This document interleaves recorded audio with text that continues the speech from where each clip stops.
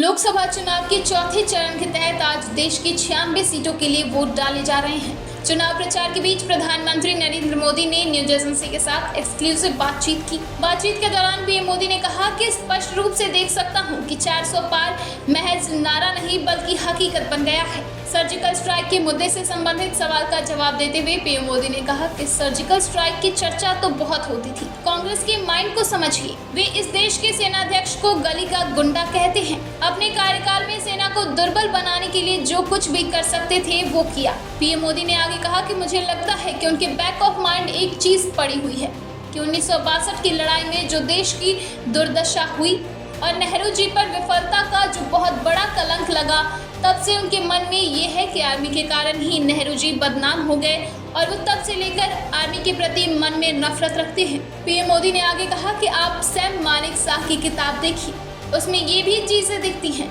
वो गुस्सा अभी भी प्रकट हो रहा है तो उनके मन में 62 में चीन के साथ जो लड़ाई में नेहरू की विफलता रही है, उसके बोझ के तले यह परिवार दबा हुआ है। इसलिए वो लगातार आर्मी को गाली देने के रास्ते खोजते रहते हैं। विपक्ष के राम मंदिर को लेकर उठाए गए सवालों पर पीएम मोदी ने कहा कि ऐसा है, अभी उनके एक सलाहकार जो 30 साल तक इस परिवार के मुख्य सलाहकार रहे, उनका बयान आया है। उन्होंने कहा कि इनका तो विचार जिस दिन जजमेंट आया उसी दिन तय था कि जैसे शाहबानो की जजमेंट को उन्होंने उलट दिया, वैसे ही राम मंदिर के जजमेंट को उलट दिया जाएगा और रामलला को फिर से टेंट में भेजकर ही रहेंगे। मोदी समझता क्या है, अपने मन में ये भाव पड़ा है, इसलिए वो रामलला को टेंट में भेजने का मन बना के बैठे हैं। इसलिए वो किसी भी हद तक जा सकते हैं। उनके वोट बैंक की राजनीति के लिए शायद ये बहुत जरूरी लगता है उनको। पीएम मोदी ने कहा कि उनके मन में बनाने का तो कुछ होता ही नहीं है, हमेशा बर्बाद करने का ही होता है,